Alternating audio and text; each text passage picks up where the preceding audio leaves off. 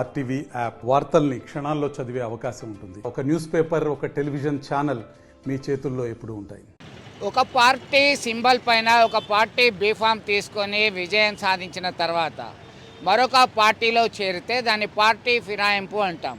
Party ఫిరాయింపుల నిరోధక చట్టాన్ని 1985లో పార్టీ ఫిరాయింపుల నిరోధక చట్టం ప్రత్యేకంగా రాజ్యాంగ సవరణ ద్వారా రాజ్యాంగంలో చేర్చడం జరిగింది. దానిలో 52వ రాజ్యాంగ సవరణ 1985లో చేయడం ద్వారా 10th schedule added to the Indian constitution, భారత రాజ్యాంగానికి 10వ షెడ్యూల్ చేర్చడం జరిగింది. ఈ క్రమంలో దేశవ్యాప్తంగా అనేక తీర్పులు వెలువడుతున్నాయి. ఇటీవల కాలంలో కలకత్తా స్పీకర్ సరైన నిర్ణయం తీసుకోలేదంటే హైకోర్టు ఇన్వాల్వ్ అయింది.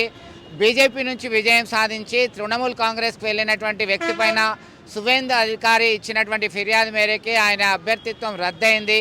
దీంతో అదే రిపీట్ కాబోతుందా అనే చర్చ తెలంగాణ రాష్ట్ర రాజకీయాల్లో జోరందుకుంది. ముఖ్యంగా ఉప్పు నిప్పుగా కొనసాగుతున్నటువంటి జీవన్ రెడ్డి ఎమ్మెల్యే డాక్టర్ సంజయ్ కుమార్ల వ్యవహారంలో సైతం ఇది ఇంప్లిమెంట్ అవుతుందంటే అవుననే సమాధానం వస్తుంది. ఎందుకంటే ఎనీథింగ్ క్యాన్ బి పాసిబుల్, ఏదైనా జరగవచ్చు. మన స్పీకర్ చట్టబద్ధంగా రాజ్యాంగబద్ధంగా వ్యవహరిస్తారనేటువంటి నమ్మకం ఉంది. ఒకవేళ కాకుంటే కోర్టు నిర్ణయం తీసుకుంటుంది. ఇప్పటికే కోర్టులు నిర్ణయాలు తీసుకుంటున్నాయి. ఈ అంశానికి సంబంధించి ఖచ్చితంగా రాజ్యాంగం, చట్టం తన పని తాను చేసుకెళ్తుంది, లేకుంటే న్యాయస్థానాలు జోక్యం చేసుకుంటాయి. ఎనీథింగ్ కెన్ బి పాసిబుల్ అంటూ మాజీ మంత్రి సీనియర్ నేత జీవన్ రెడ్డి చేసినటువంటి కామెంట్స్ నేపథ్యంలో doctor Sanjay, Jagtial MLA doctor Sanjay స్పందించారు. ఆయన మాటల్లో చెప్పాలంటే, నేను పార్టీ మారలేదు, కాంగ్రెస్ పార్టీ సభ్యత్వం తీసుకోలేదు, కలిసి పనిచేస్తున్నా. ముఖ్యమంత్రి నన్ను రాజీనామా చేయమని లేదు, నన్ను ఈ పార్టీలో చేరమని లేదు. ఏదైనా జరిగితే జరగవచ్చు. ఒక బిడ్డ పెళ్ళి అయిపోయింది, ప్రజలకి సేవ చేయడానికి నేను సిద్ధంగా ఉన్నాను అంటూ చేసినటువంటి ఎమ్మెల్యే కామెంట్స్ సైతం చర్చకు దారితీశాయి. ఏం జరగబోతుంది, పొలిటికల్ వార్ ఎలా ఉండబోతుంది, జగిత్యాల విషయానికి వస్తే ఇది ఇలాగే కొనసాగుతుందా అనే చర్చ మాత్రం తీవ్రంగా జరుగుతుంది. Let us wait and see what will be happen. Anything can be possible. ఇప్పుడు అంతా స్పీకర్ గారి పరిధిలో ఉన్నది బాబు. మనము ముందస్తుగా నిర్ణయము చర్చించినట్టుంటుంది. ఇప్పుడు స్పీకర్ గారు definitely is elderly person, voice person. వారు ఏ నిర్ణయం తీసుకున్నా చట్ట ప్రకారం తీసుకుంటారని చెప్పి భావిస్తుంది. అక్కడ కలకత్తా హైకోర్టు ఏం జరిగింది, స్పీకర్ గారి నిర్ణయం ఏదైతే ఉందో చట్టబద్ధంగా జరగలేదు కాబట్టి మళ్ళీ దాన్ని ప్రశ్నిస్తే అప్పుడు కోర్టు ఇంటర్వ్యూన్ అయింది. ఇక్కడ స్పీకర్ గారు అటువంటి అవకాశం ఇస్తుందని నేను అనుకోనే.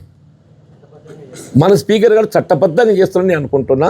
మన స్పీకర్ గారి నిర్ణయం అనేది ఏదైతుందో సహేతుకంగా చట్టబద్ధంగా ఉంటుందని నేను భావిస్తున్నాను.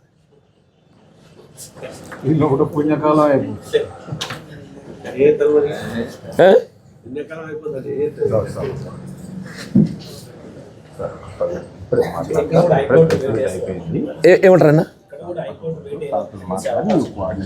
స్పీకర్ గారి నిర్ణయం తర్వాత స్పీకర్ గారి నిర్ణయము చట్టబద్ధంగా ఉంటుందని చెప్పి భావించినప్పుడు మీరు ఆదేస్తే ఎట్లా ఇఫ్స్ అండ్ బట్ కిందికి వస్తుంది.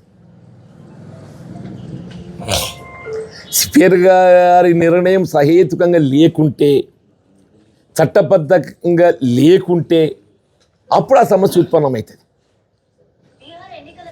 వల్ల మన స్పీకర్ గారు ఇదివరకు కూడా ఒకసారి ఈ gave an interview to some media, నాకు చట్టం పట్ల గౌరవం ఉన్నది, నేను చట్టబద్ధంగా వ్యవహరిస్తా, ఫిరాయింపుల చట్టం అనేది ఏదైతే ఉందో రాజ్యాంగబద్ధంగా అది అమలు చేస్తున్నటువంటి ఒక నిర్దేశం అది. దాని నిబంధనలకు అనుగుణంగా నేను నిర్ణయం తీసుకోవడం జరుగుతుందని చెప్పి వారి ఇంటర్వ్యూ చూస్తాను నేను స్పీకర్ గారు. Let us keep hope. పెళ్ళి అయిపోయింది, వదిలే చెప్పినా మీకోసం పనిచేస్తాను. గౌరవ ముఖ్యమంత్రి అందరితో కూడా కలిసి పనిచేయడం జరుగుతూ ఉంది. మన ముఖ్యమంత్రి ఏ రకంగా నిర్ణయం తీసుకోమంటే ఆ రకంగా మన స్థానిక సంస్థలో నిర్ణయం తీసుకున్నాం. ఎటువంటి ఏంటంటే పార్టీ ఫిరాయిస్తే తన చట్టం ఉంటుంది కాబట్టి ఏదో రంగు చూసి నా 13 కూడా చూస్తున్నారు.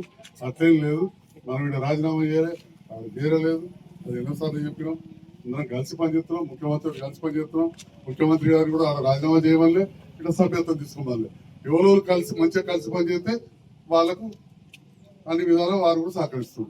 మరిన్ని వీడియోస్ కోసం ఛానల్ ని సబ్స్క్రైబ్ చేయండి, లేటెస్ట్ అప్డేట్స్ కోసం వాట్సాప్ ఛానల్ ని ఫాలో చేయండి అండ్ లింక్ డిస్క్రిప్షన్ లో ఉంది.